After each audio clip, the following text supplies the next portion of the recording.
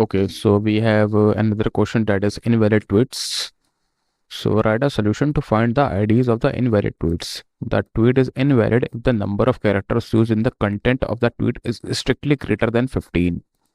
Okay, so here we can see we have two tweets. Tweet ID 1, vote for Biden.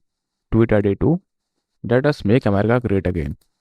So according to this table, I think the uh, tweet ID with 2 is invalid because it has, I think, greater than 15 characters. As you can see, the output is 2 here because 2 has length of 32, which is an invalid tweet. So let's write the solution. Select uh, tweet ID from tweets where length content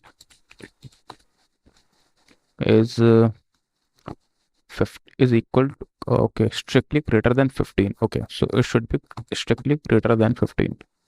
So select tweet ID from tweets where length of content is strictly greater than 15. Okay, so yeah, we are getting the output. So let's submit it now.